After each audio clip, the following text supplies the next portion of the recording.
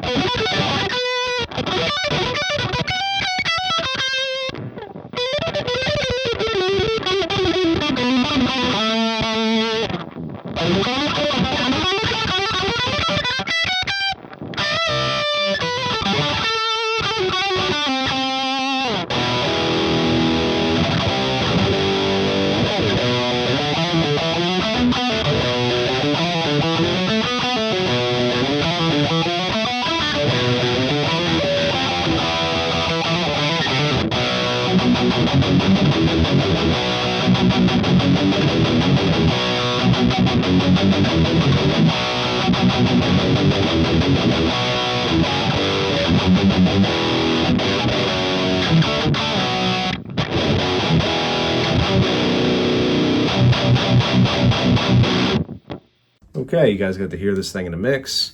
Got to hear it isolated. We'll chat about it a minute. This is going to be a very familiar kind of pedal for you. It is an overdrive with a volume knob, a drive knob, and a tone knob.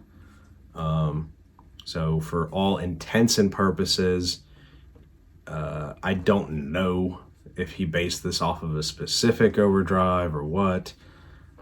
I don't have charts or anything like that to tell you, oh, this is the same tone knob as a Boss, Super Overdrive or an Ibanez TS9 or anything. I don't know any of that. I know to my ear what it sounds like. And I don't hear the same tone stack as a TS9, but I could be off. I do know it just kind of brightens it up in the upper mid-range just a hair bit, which is what I like. It's maybe a little bit more open sounding and a little bit more saturated than a TS9. And I ran this the same way I would, an Ibanez Tube Screamer. Volume, dimed, drive all the way off, tone just a little bit past noon just to sharpen it and brighten it up a little bit. A little bit more toneful. It's definitely not as surgical tight as something like a TC Boost. Definitely not muddy either.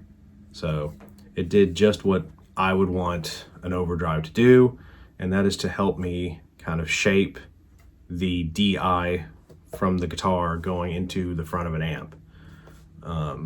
Add some compression, boost it up a little bit, and just a tiny little bit of EQ sculpting going in, which makes a world of difference. And I was going into the front of an Engel E530 preamp, Mossville power amp, Orange 212 cab V30s, Sennheiser E609 microphone, which I think is a good mic for replicating what your ears are actually hearing in the room. At least I think so. The Engel certainly is a tight sounding amp anyway, so tweaked it a little bit to get a little bit more low end out of it, a little bit less gain from the amp. Tried to push it more with this, although it certainly doesn't need it, but hitting the front end of your amp, even if you do have a very tight, very high gain amplifier, it just does something different. Shaping the DI like that, it just does something different. And everybody likes to make the argument, oh, you shouldn't need a boost for, you know, X amp, you know, whatever modern high gain amp. That's all crap. It's a completely different function. That's just the best way I have to put it. Now, whether that's an effect or a sound that you're going for, that's up to you to decide. Me personally, I like the immediacy and response and tightness of the DI getting slammed going into the front of an amp. I'm used to the feel of it and I'm used to the sound of it. So for me, I kind of, even something like an Engel or a Dietzel or something, you know, real modern sounding, I'd still rather, you know, a little bit tamer settings on the amp and still use an overdrive going into it. That's just me. All that said, this is a great alternative to some of the other go-tos on the market. It'll be a familiar layout to you, so it won't be something, you know, crazy alien to you with a big steep learning curve. This was a good alternative if you like the simplicity of a Boss overdrive or an Ibanez tube screamer or something like that, but you're just looking for something a little different, a different color, right? All that said, thank you, Chris, over at Haunted Labs, for sending this out to us. I've thoroughly enjoyed this. This is really paired well, I think, with my Ibanez 7-string RG. It's really handled the low tunings well.